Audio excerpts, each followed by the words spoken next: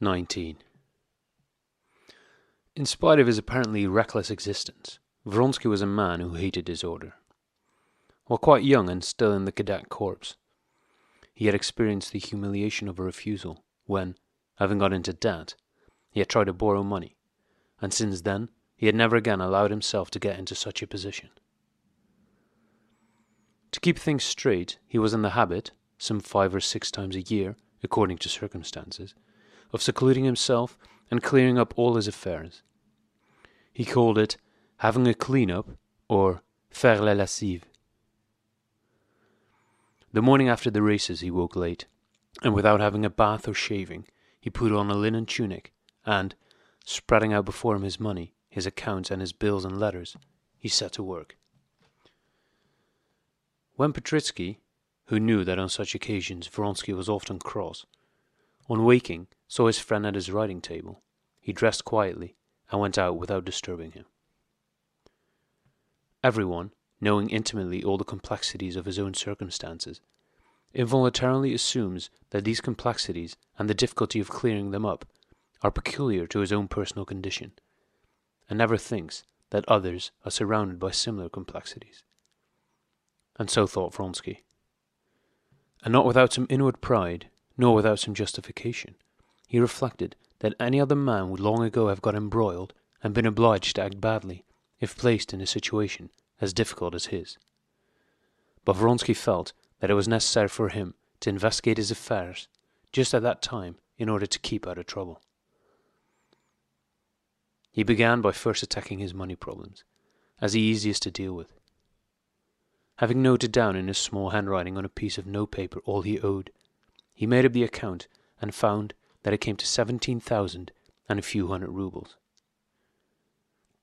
Having struck out the odd hundreds in order to have a round sum, counted his money and looked over his bank book, he found that he had 1,800 rubles, and there was no prospect of receiving any more before the new year.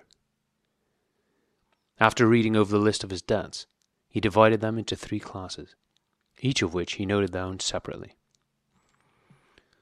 Under the first head came the debts that had to be paid at once, or the money for which had any rate to be kept ready, so that they could be paid on demand without any delay.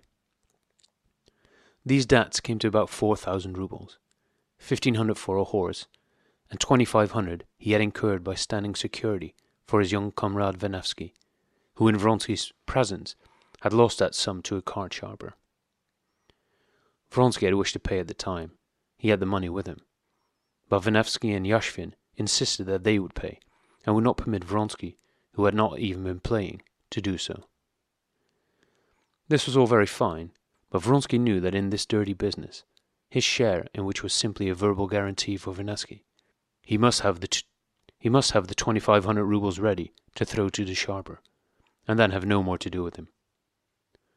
So that for the first part of his debt, he must have 4,000 rubles ready. 8,000 rubles under this second heading was less important.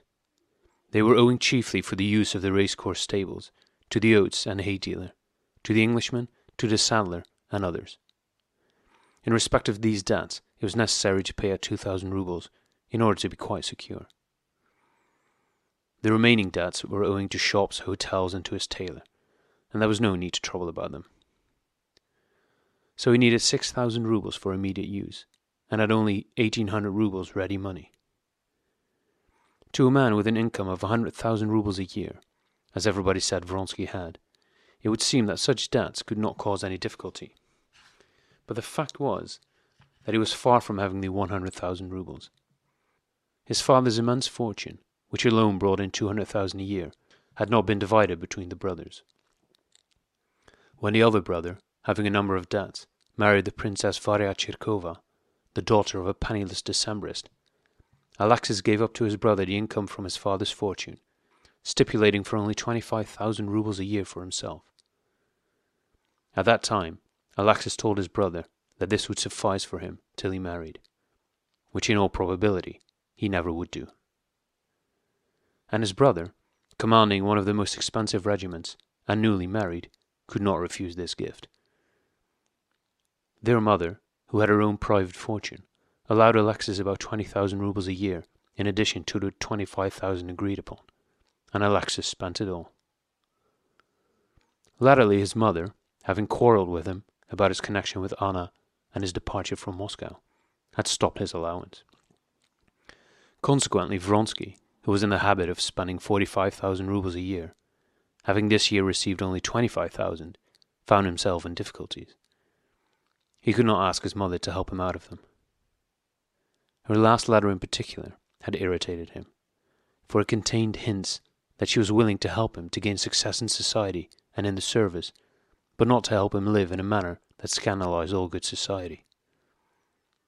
His mother's wish to bribe him offended him to the bottom of his soul and increased his coldness toward her. Yet he could not go back on his generous promise, although, dimly foreseeing some eventualities of his connection with Anna, he felt that it had been too lightly given, and that, even though unmarried, he might need the whole 100,000 a year. But it was impossible to go back on it. He had only to remember his brother's wife, and how that dear, excellent Varya, at every opportunity, showed him that she remembered his generosity and appreciated it, to realize the impossibility of withdrawing what he had given. It was as impossible as to beat a woman, to steal, or to tell a lie. There was only one possible and necessary way out of it, on which Vronsky decided without a moment's hesitation: to borrow 10,000 rubles from a moneylender, which he could easily do, to cut down his expenses, and to sell his racehorses. Having decided on this, he at once wrote a note to Rolandaki, who had more than once offered to buy his horses. Then he sent for the moneylender and the Englishman, and allotted what money he had among the different bills. Having finished this business, he wrote a cold and abrupt reply to his mother. Then, taking from his pocketbook 3 notes from Anna, he reread them, burned them, and recalling a conversation he had had with her the evening before, fell into a reverie.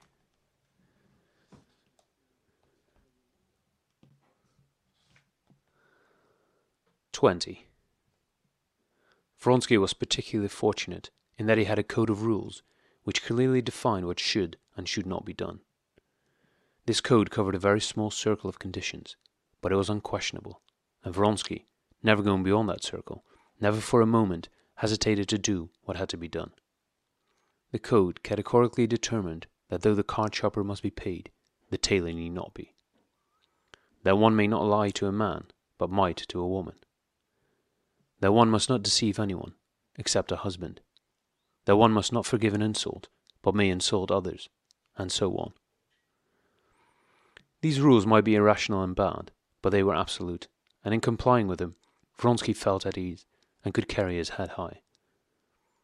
Only quite lately, in reference to his relations to Anna, had he begun to feel that his code did not quite meet all circumstances, and that the future presented doubts and difficulties for which he had no guiding principle. His present relations to her and her husband were clear and simple to him. They were very clearly and exactly defined in the code of rules by which he was guided. She was a respectable woman who had given him her love, and he loved her. Therefore, she was for him a woman worthy of as much or even more respect than a legitimate wife. He would have let his hand be cut off before he would have allowed himself by word or hint to insult her, or fail to show her all the respect that a woman can possibly desire. His relations towards society were also clear. Everyone might know or suspect, but no one must dare to speak about the matter, or he was prepared to silence the speaker and make him respect the non-existent honor of the woman he loved. His relations to her husband were simplest of all. From the moment that Anna gave him her love, he considered his own right to her indefeasible. Her husband was only a superfluous person and a hindrance. No doubt he was in a pitiable position, but what was to be done? The only right the husband had was, weapon in hand, to demand satisfaction, and that Vronsky from the first was prepared to give him. But latterly, new inner relations had sprung up between himself and her, which frightened him by their indefiniteness. Only yesterday she had told him that she was pregnant, and he felt that this news, and what she expected of him, called for something that was not fully defined by his code of rules. He was taken by surprise, and at the moment when she told him of her condition, his heart had suggested his proposal to her to leave her husband. He had made this proposal, but now, thinking it over, he saw clearly that it would be better to avoid that plan, and yet, while he told himself so, he feared that this might be wrong. When I told her to leave her husband, that meant that she should unite herself with me. Am I ready for that? How can I take her away now that I have no money? No doubt I could arrange that. But how could I go away with her while I am in the army? Having proposed it, I must be ready to carry it out. That is to say, I must find the money and leave the army. He pondered. The question of whether to leave or not to leave the army led him to another private matter, almost the chief, though the secret, interest of his life. Ambition was the old motive of his childhood and youth, one which he did not acknowledge even to himself, but which was so strong a passion that it now struggled against his love. His first steps in society and in the service had been successful, but 2 years ago he had made a bad blunder. Wishing to show his independence and to get promotion, he had refused a post that was offered him, hoping that this refusal would enhance his value. But it turned out that he had been too bold, and he was passed over. Having then perforce to assume the role of an independent character, he played it very adroitly and cleverly, as though he had no grudge against anyone, did not feel himself at all offended, and only wished to be left in peace to enjoy himself. In reality, he had begun to feel dissatisfied about the time that he went to Moscow the year before. He felt that the role of the independent man, who could have anything but wanted nothing, was beginning to pall, and that many people were beginning to think he could never do anything more than be an honest, good-natured fellow. His intrigue with Anna Karenina, which had caused such a sensation and attracted so much notice in society, by investing him with fresh glamour, had for a while quieted the worm of ambition that gnawed him. But a week ago, that worm had reawakened with fresh vigor. A playmate of his childhood and his fellow pupil at the cadet corps, Serpukovskoy, who belonged to the same social circle, and who had finished the same year as himself, and had been his rival in the classroom, at gymnastics, in mischief, and in ambitious dreams, had just returned from Central Asia, where he had gained 2 steps in official rank, and had won a distinction rarely awarded to so young a general. As soon as he reached Petersburg, people began to talk about him as a rising star of the first magnitude. Of the same age as Vronsky and his messmate, Serpukovskoy was already a general, expecting an appointment that might have an influence on state affairs, while Vronsky, though independent and brilliant, and beloved by an enchanting woman, remained only a cavalry captain, and was allowed to be as independent as he pleased. Of course I'm not jealous, and could not be jealous of Serpukovskoy, but his promotion shows me that if one bides one's time, the career of such a man as myself may be very quickly made. 3 years ago he and I were in the same position. If I retire, I burn my boats. By remaining in the service, I lose nothing. She herself said that she did not want to change her position, and I, having her love, cannot envy Serpukovskoy. And slowly twisting his moustache, he rose from the table and walked across the room. His eyes shone with peculiar brightness, and he felt that firm, calm, and joyful mood which always came when he had cleared up the situation. Everything was clear and distinct, as after his former periodical stock-takings. He shaved, had a cold bath, dressed, and went out. 21. "I've come for you. Your washing has taken a long time," said Petritsky. "Well, is it done?" "Yes, it's done," said Vronsky, smiling with his eyes and twirling the ends of his moustache as carefully as if, after the order he had established in his affairs, any too vigorous or rapid movement might upset it. "After it, you always look as if you have come out of a Russian bath," said Petritsky, "and I've come straight from Gritska," the name by which they called their commanding officer. "They're expecting you." Vronsky looked at his comrade without answering, thinking about something else. "Is that where the music is?" he said, listening to the familiar strains, now audible, of brass instruments playing polkas and waltzes. "What's up?" "Serpukhowskoy has arrived." "Ah, I did not know," exclaimed Vronsky. His smiling eyes shone still more brightly. Having made up his mind that he was happy in his love, and having sacrificed his ambitions to it, or at any rate assumed that role, Vronsky could no longer feel envious of Serpukhowskoy, nor vexed with him for not coming straight to see him on reaching the regiment. Serpukhowskoy was a good friend, and he was glad that he would see him. "I'm very glad."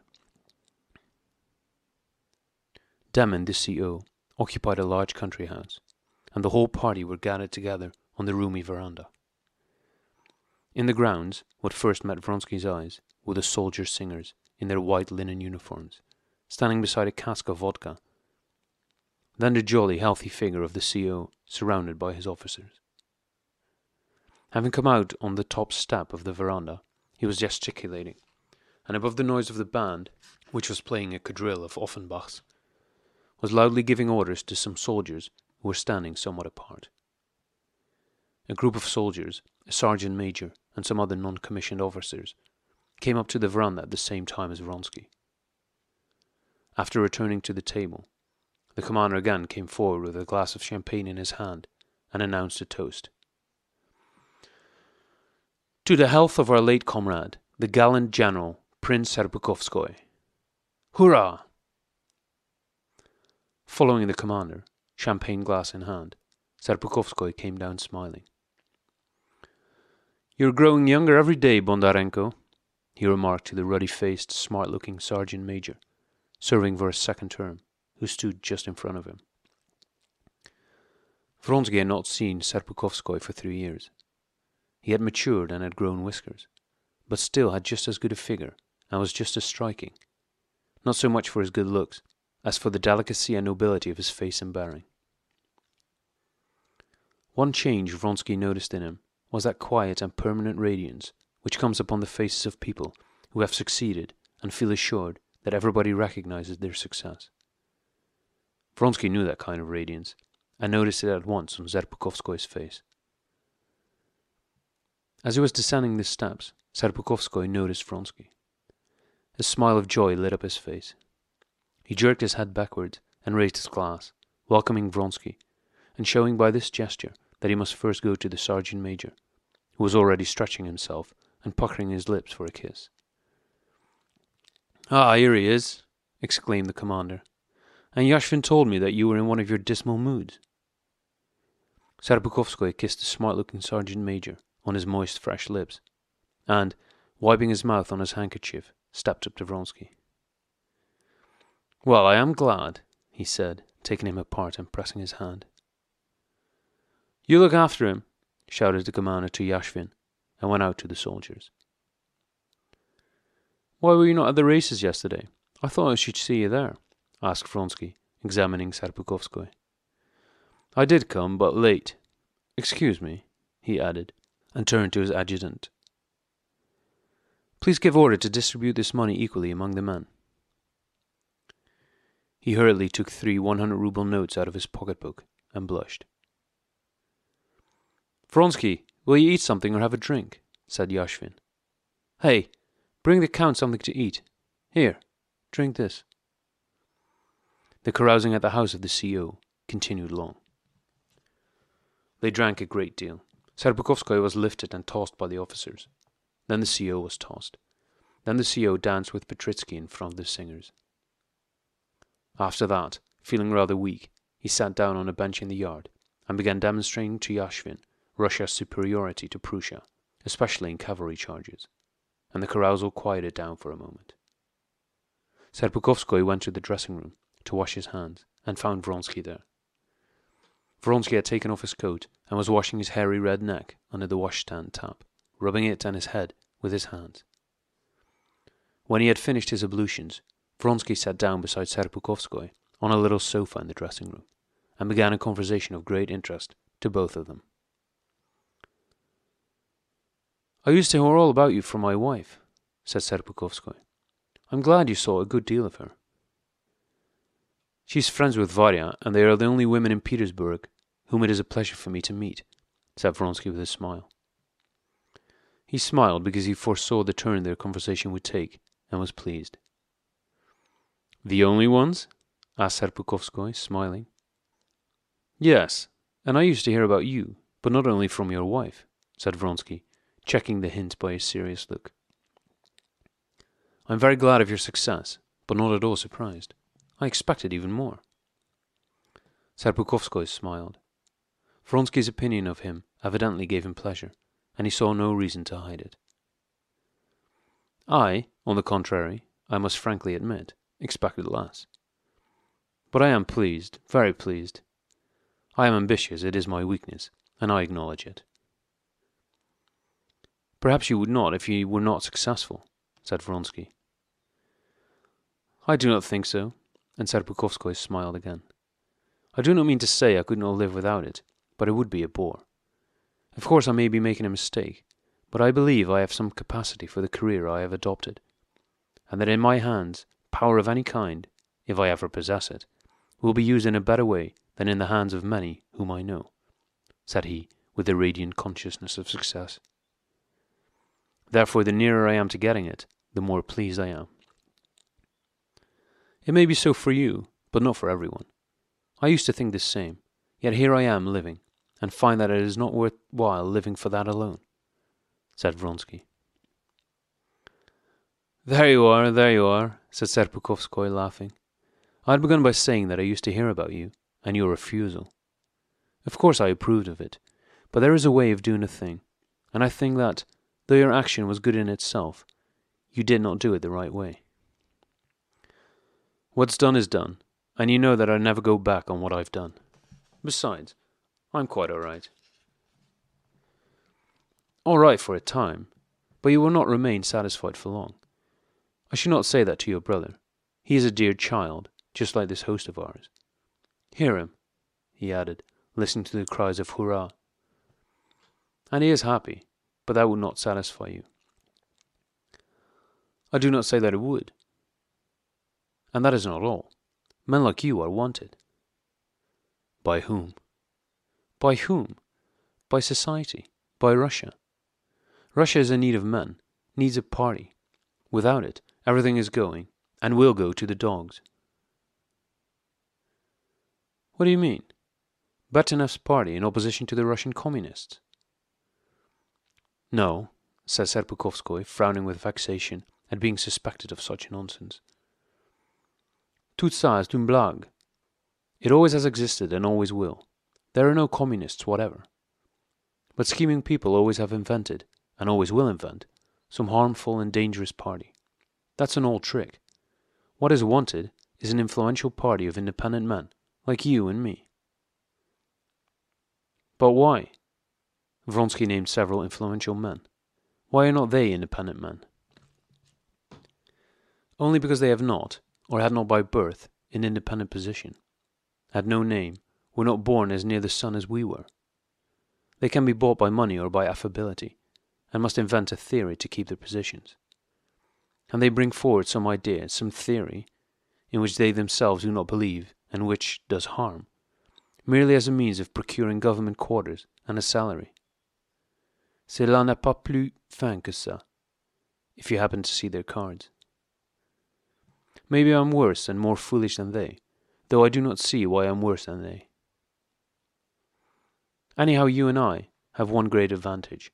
We cannot be bought so easily. And such men are more needed than ever.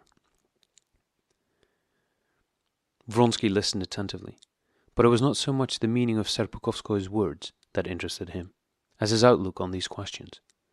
For Serpukhowskoy was already dreaming of a struggle with the powers that be, and already had sympathies and antipathies in that sphere, whereas Vronsky's interest in the service was limited to his own squadron.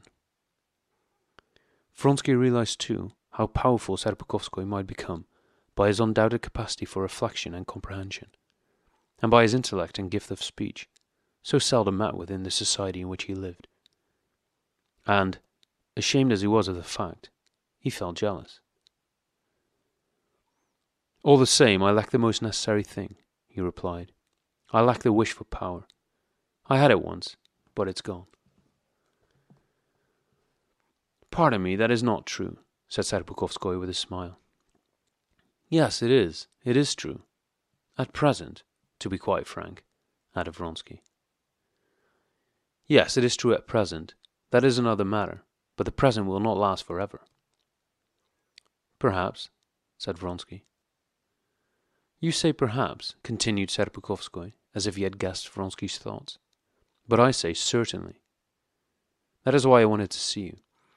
You acted rightly, I quite understand it. But you must not persevere in it. I only ask you to give me carte blanche.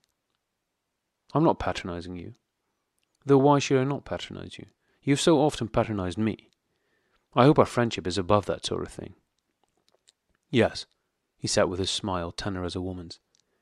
Give me carte blanche, leave the regiment, and I will draw you on imperceptibly.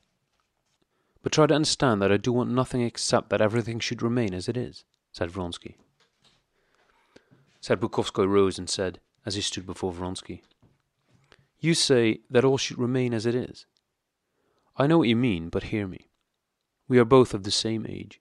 It may be that in number you have known more women than I have. The smile of Serpukhowskoy's face and his gesture showed that Vronsky need have no fear, and that he would touch the tender spot gently and carefully. But I am married, and believe me, that, knowing only your wife whom you love, as somebody once said, you can understand all women better than if you knew thousands. We will come in a minute, Vronsky shouted to an officer who looked in, having been sent by the CO to call them. Vronsky was anxious now to hear the rest of what Serpukhowskoy had to say. Here's my opinion. Women are the chief stumbling block in a man's career. It is difficult to love a woman and do anything else. To achieve it, and to love in comfort and unhampered, the only way is to marry. How am I to put to you what I think? And Serpukhowskoy, who was fond of similes, went on. Wait a bit. Yes, if you had to carry a load and use your hands at the same time, it would be possible only if the load was strapped on your back. And that is marriage. I found that out when I married. I suddenly had my hands free. But if you drag that load without marriage, your hands are so full that you can do nothing else. Look at Mazankov, at Krupov. They have ruined their careers because of women. But what women? Said Vronsky, recalling the Frenchwoman and the actress with whom these men were entangled. So much the worse. The more assured the position of the woman in the world, the worse it is. That is not like merely dragging a load with one's hands. It is like wrenching it from someone else. You have never loved, said Vronsky softly, with his eyes looking straight before him, and with Anna in his thoughts. Perhaps not. But another point. Women are always more materialistic than men. Men make of love something enormous. But women are always terre à terre. Coming, he said, turning to a footman who had entered. But the footman had not come to call to them, as Serpukhowskoy thought. He brought Vronsky a note. Your man brought this from the Princess Tverskaya. Vronsky opened the note and his face flushed. My head has begun aching, he said. I shall go home. Well then, goodbye. Do you give me carte blanche? We'll talk it over another time. I will look you up in Petersburg.